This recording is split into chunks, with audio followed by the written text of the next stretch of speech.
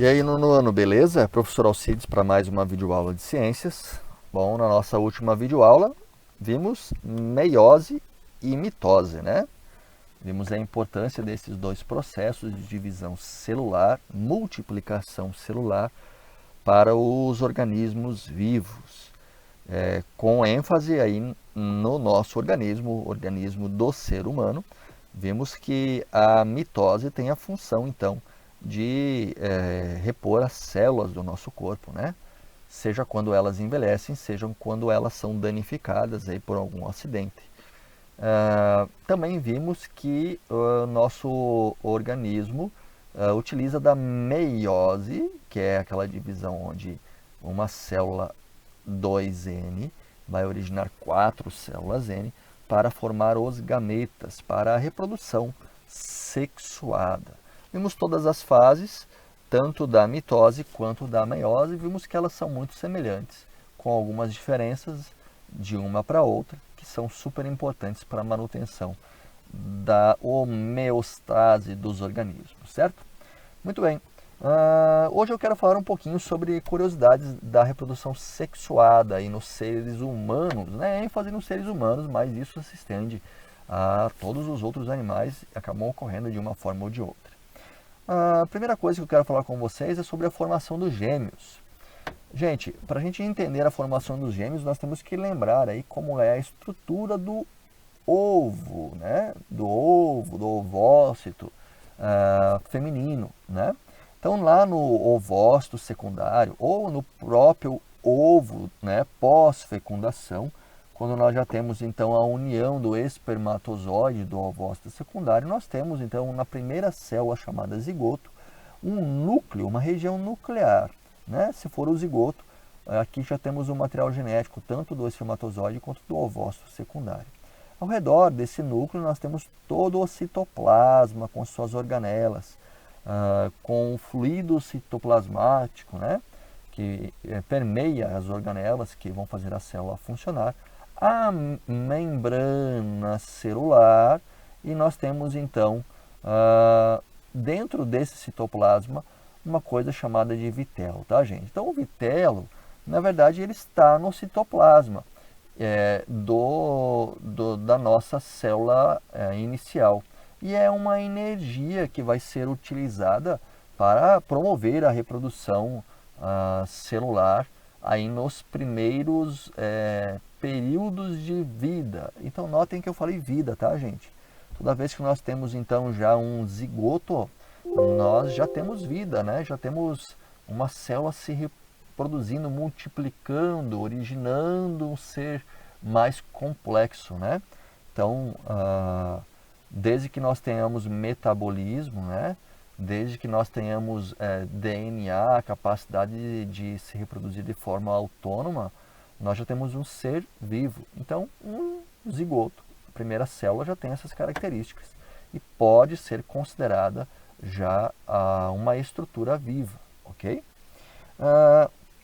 Por que tudo isso, gente? Para vocês entenderem, então, a diferença entre gêmeos idênticos ou univitelinos e gêmeos diferentes ou bivitelinos.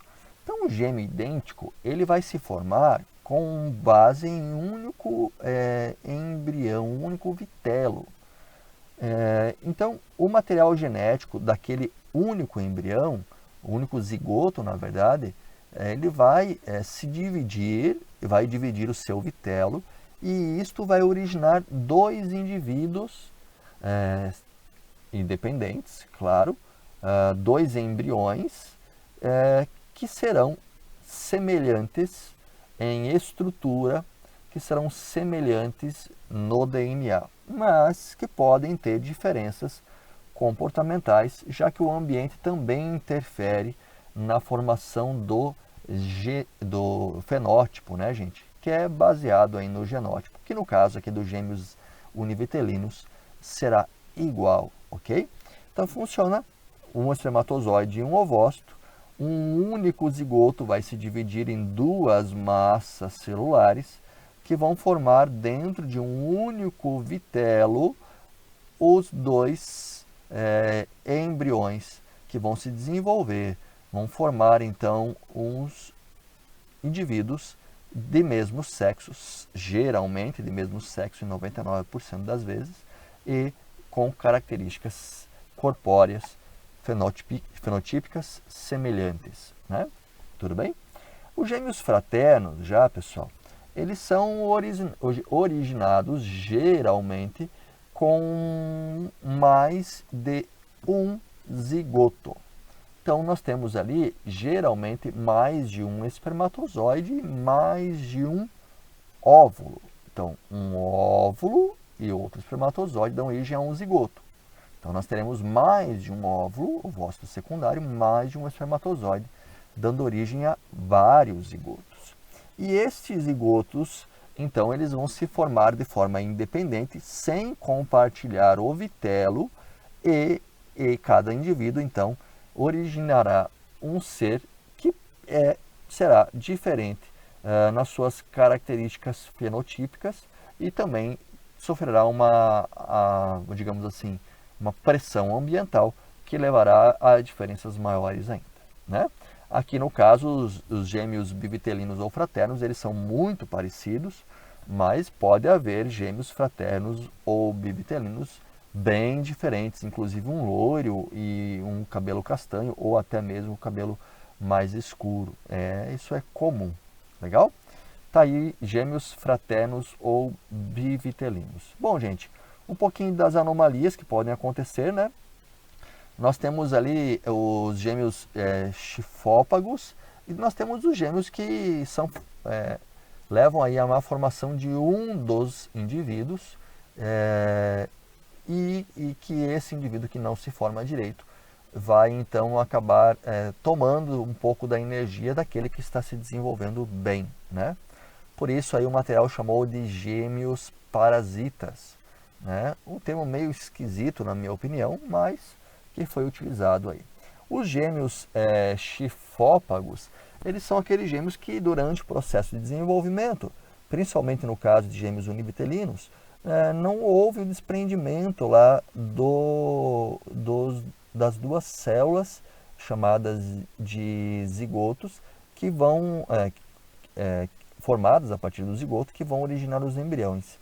Então isso faz com que eles tenham no seu desenvolvimento corpos que são grudados, muitas vezes até mesmo com órgãos vitais sendo compartilhados pelos dois. Acontece, né? Chamados também de gêmeos siameses, né? E é claro que existe cirurgia para poder separar esses dois gêmeos e garantir a cada um dos dois uma vida individual, beleza? Falando ainda de reprodução, né, de reprodução sexuada, não podemos deixar de falar sobre criopreservação e fertilização assistida, que são técnicas humanas que permitem aí a reprodução mesmo em situações onde naturalmente isso não seria possível, né?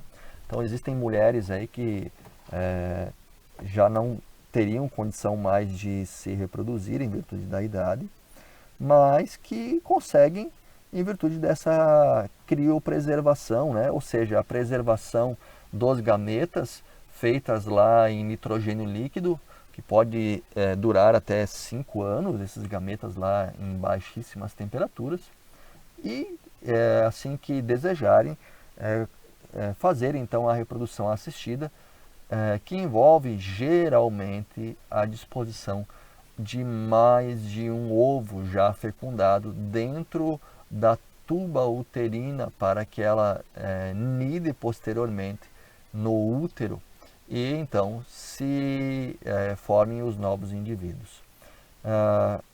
Geralmente, como eles colocam mais de um ovo, existe a grande chance de se formar em gêmeos, né, na fertilização assistida. E isso é muito comum aqui em Marechal, nós temos muitos casos, inclusive de uma conhecida, que teve então a reprodução assistida e teve aí gêmeos. Eu conheço pessoas aí que tiveram 4 gêmeos em frutos aí de uma fertilização assistida, certo?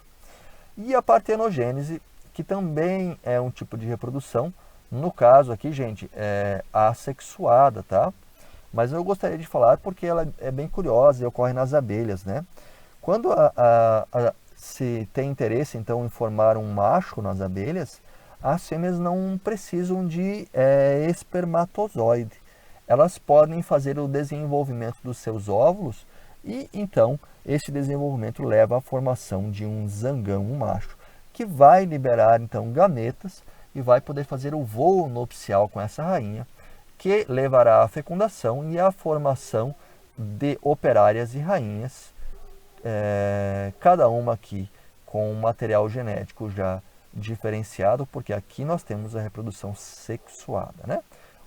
Lembrando que as rainhas, na verdade, são operárias que receberam uma alimentação diferenciada, chamada de geleia real. Beleza, galera?